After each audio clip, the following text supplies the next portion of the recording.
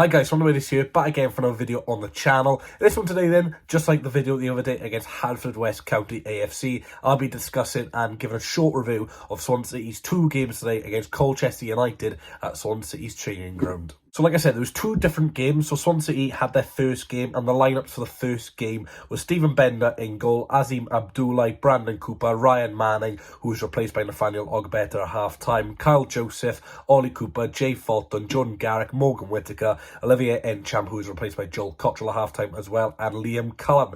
Unfortunately, in game one, we lost 2-0, which is not ideal.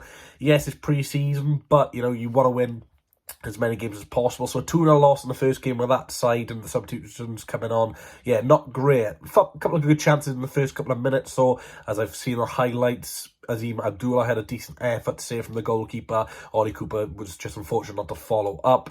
They counter-attacked from a mistake from John Garrick, and, you know, they slotted home under Stephen Bender. Nothing the goalkeeper could do there. Encham had a decent effort, which was saved again from the Colchester keeper. Well, Joseph had a volley, which didn't go in. Ollie Cooper had then a couple more chances. It just wouldn't find the back of the net for us, unfortunately. And then just after half-time, Colchester United have a free kick, really well-worked free kick, headed across goal, and the former Swansea City player, Frank Noble, is there to turn in from close range. So even in pre-season, we concede against former players. So yeah, it finished 2-0 in that one. Not ideal, but you got to think of some positives. And the positives I can probably think about this is some of the international players returning and playing. Ryan Manning getting his first minutes of pre-season for us. So is Olivier Encham as well. Liam Cullen getting some 90 minutes in a tank. So yeah, a few positives there, but, you know, not great in game one. And, you know, looking at that team, the only players who could probably start, I'd say, potentially against Rotherham is probably Ryan Manning and maybe Olivier Encham. There's not many, you know, first team 11 starters there for me in the opening game of the season. In game two, then, it was a much more first team 11, much more of a championship 11, to be honest. In game two, then, it was Andy Fisher in goal, Joel Atabordia, Nathan Wood, Harry Darling, Kyle Norton, Cameron Congreve, Matt Grimes, Matty Soranola, Joel Pro, Jay Patterson, Michael Obafemi, who was replaced by Ben Lloyd on the 46th minute. So yeah, this team was much better than Swansea City. Did actually win this game only by the one goal that gave from Joel Atabordia. A beautiful cross from Jordan Garrick towards the back post, and Joel Atabordia is there to head home. So really good stuff to see. A much more, you know, dominant display by Swansea City, and you probably would expect to have a lot more first team players in this one. But yeah, Colchester didn't really have many chances in this game of two halves because, you know, the team we put out was just a lot better. Nathan Wood had a couple of decent chances. You know, he had a header which was safe, probably should have scored.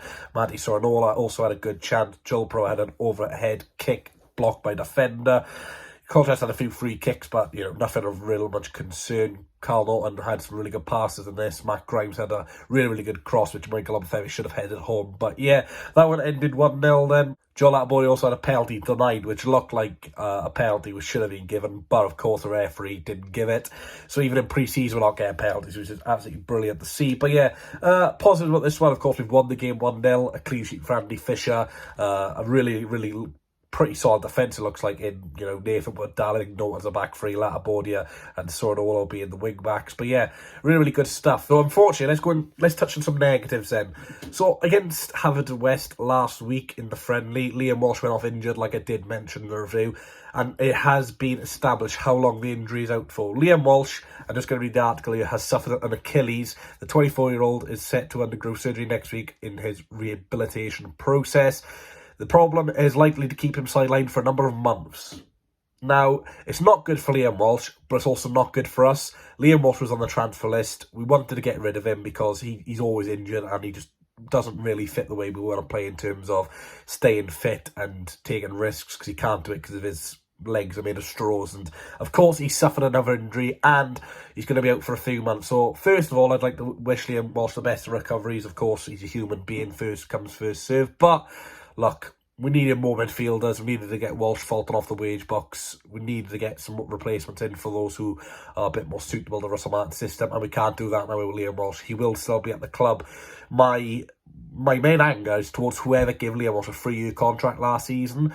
They knew we were going to change managers. They knew Liam Walsh was injury prone. Why give a guy who played, I don't even know, I think it was like 4 games for Bristol City in the season before we signed him, why give him a 3-year deal? What are we doing? Some really poor business there by whoever decided to give that contract. And yeah, it looks like Liam Walsh will be a Swansea City player until January the least, which look, I'm not happy about, because looks like we won't be able to get an extra midfielder in, which we desperately need. So it's all about trying to get rid of Fulton now, which is a huge shame, because for me, Jay Fulton's a fantastic player and he's one of my favourites. So it's a shame. Matt Gillies, assistant manager, said it was a good workout, and, you know, disappointing about the first game. The second game was much more improvement. One thing I did notice, that Flynn Downs didn't play any of the games, which is a big shame. It does look like the rumours about him going to Crystal Palace looks certain, to be honest. If he's not playing, just shows you I'm getting to sell him for the money. Peru, though, also played, which is good, which shows, you know, he wouldn't be sold at the moment anyway. But yeah, no Flynn Downs. But yeah, Colchester, fair play to them. Look, they're a decent side. They are a Football League side, no disrespect to Haverfordwest County AFC, but look, I'd much rather be versing Football League sides and Welsh Cymru Premier League sides, because it's just more competitive. We've got another friendly on Saturday against Forest Green, so I'll be doing a review of that. But yeah, the highlights on YouTube if you want to watch it. Look, it's not as positive as it was against Haverfordwest, but look, it's a Football League side, just more minutes in the tank. The international players coming back and getting some fitness, which is really good. But you're not looking at that first squad. We desperately need some additions. We desperately need a right wing back into the side. Nathaniel Ogbeth, also forgot to mention, had an offer accepted by an unnamed League One club, but he refused to go. He doesn't want to go back to League One, which is a shame, because we need him gone as well, because that's not worked out. And it's quite funny how Mark Allen was in charge and now he's gone, and we've got these players who we don't want and we can't get rid of them. So cheers, Mark Allen, for that.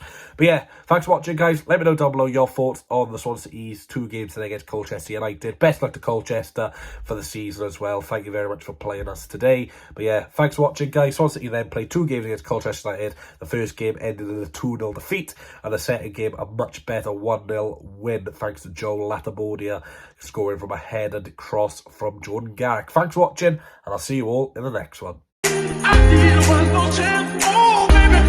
Show you, I need one more chance.